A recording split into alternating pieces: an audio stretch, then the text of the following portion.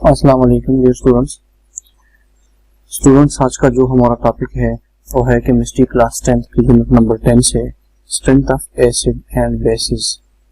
ये topic chemistry matric chemistry KP के textbook board के अंदर मौजूद है।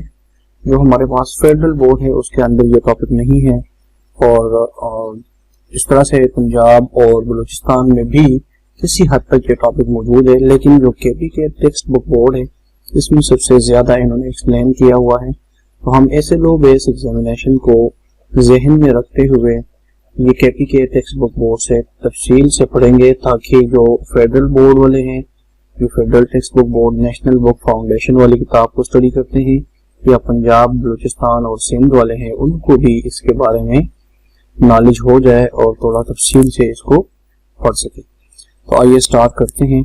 Strength of acids and bases में हमारे पास जो है, इसको मैं डिवाइड करूंगा, यहाँ पे मैं लिख लूंगा, थोड़ा सा हम कैटेगराइज कर लेते हैं ताकि हमारे पास ये एक समरी टाइप बन जाए। मैं यहाँ पे लिख लूंगा स्ट्रॉन्ग, यहाँ पे लिख दूंगा week.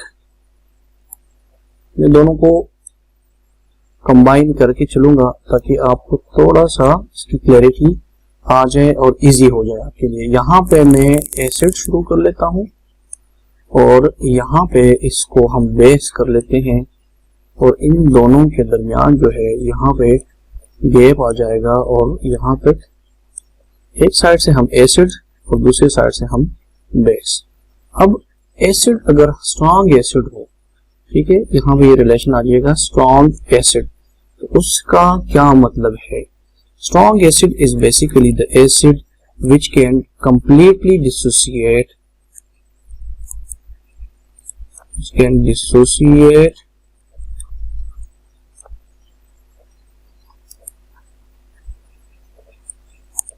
completely and produce hydrogen ion. मतलब जितने भी उसके अंदर हाइड्रोजन आयन मौजूद है, ये सारे के सारे हमारे पास सोल्यूशन फॉर्म में चले जाएंगे, अनडिसॉल्व्ड फॉर्म में नहीं रहेंगे। ठीक है, फॉर एग्जांपल हम अगर HCl को ले ले, HCl is a strong acid, इसको जब हम डिसोसिएट करते हैं तो इसकी कंप्लीट डिसोसिएशन होगी और हाइड्रोजन और क्लोराइड आयन आपको देंगे। अब इस रिएक्शन में कोई भी चांस नहीं है कि आपके पास ये रिएक्शन रिवर्स हो जाए। ये रिएक्शन कभी भी रिवर्स नहीं होगा, क्योंकि ये कंप्लीट डिसोसिएशन होती है इसमें HCl की। HCl डिसोसिएट हो जाता है हाइड्रोजन में और क्लोराइड में। इस तरह के एसिड जो कंप्लीट डिसोसिएट हो जाए सोल्यूशन के अंदर और आपको हाइड्रोजन प्रोवाइड कर ले, वो एसिड कहलाएगा स्ट्रॉन्ग एसिड। बेस जो है वो कंप्लीटली डिसोसिएट होता है और आपको प्रोवाइड करता है hydroxyl ion. They completely dissociate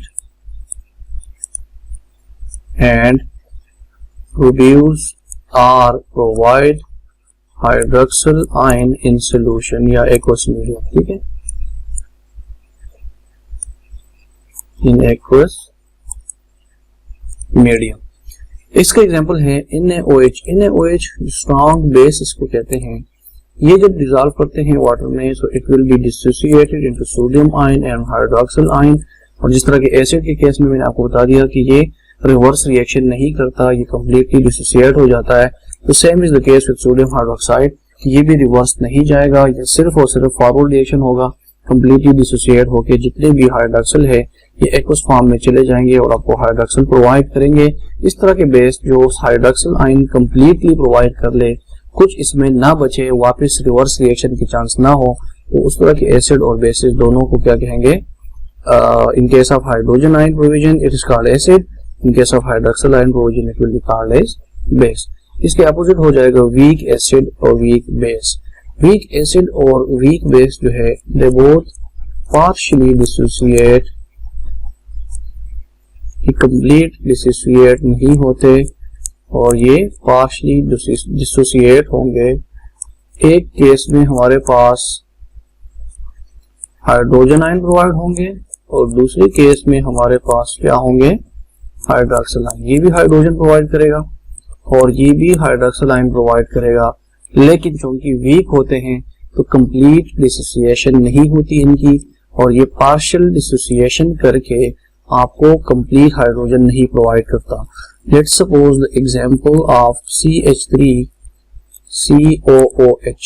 acetic acid को जब हम आयोनाइज करवाना चाहें, ये कंप्लीट आयोनाइज नहीं होता, ये पार्शियल आयोनाइज होता है और बहुत थोड़े हाइड्रोजन आयन आपको प्रोवाइड करेंगे।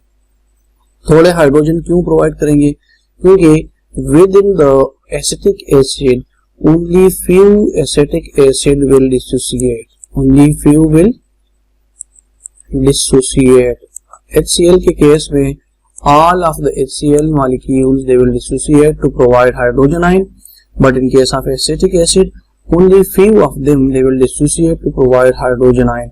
अब जब थोड़े डिसोसिएट होते हैं तो उसका नुकसान क्या हो जाता है कि जब ये रिएक्टेंट प्रोडक्ट्स में कन्वर्ट हो जाते हैं, ये प्रोडक्ट्स दोबारा रिएक्शन करके बैकवर्ड रिएक्शन शुरू कर लेगा और जो भी पार्शियल डिसोसिएट होगा उसका रिएक्शन हमेशा रिवर्सिबल होगा, और जो कंप्लीट डिसोसिएट होता है उसका रिएक्शन रिवर्सिबल नहीं होता, इरिवर्सिबल रिएक्शन होता है, ओनली यूनिडायरेक्शनल होगा, फॉरवर्ड डायरेक्शन में जाएगा। Same is the case with base. अगर हमारे पास वीक बेस है तो वीक बेस जो है ये कंप्लीट डिसोसिएट नहीं होता और आपको ये कंप्लीट हाइड्रोक्सिल आयन प्रोवाइड नहीं करते। Let's suppose example of ALOH whole thrice. ALOH whole thrice जो है ये पार्शियल डिसोसिएट हो जाता है और इसमें से कुछ हाइड्रोक्सिल आयन जो है वो अनडिसॉल्व्ड फॉर्म में, अनडिसोसिएटेड फॉर्म में आ जाएंगे और वो रिएक्शन दोबारा करेंगे और वापस आपको रिएक्टेंट प्रोवाइड करेंगे। ठीक हो गया? ये तो हो गई जस्ट इसकी इंट्रोडक्शन। अब एग्जांपल्स पे चलते हैं। स्ट्रॉन्ग एसिड और स्ट्रॉन्ग बेसिस के क्या एग्जांपल्स हैं और स्ट्रॉन्ग वीक एसिड और वीक बेस के क्या एग्जांपल्स हैं। हमारे पास स्ट्रॉन्ग एसिड्स कौन से होंगे और स्ट्रॉन्ग बेस कौन से होंगे। ठीक है, स्ट्रॉन्ग एसिड बेस के एग्जांपल्स हम देख लेते हैं। स्ट्रॉन्ग एसिड जो है हमारे पास HCl हो जाए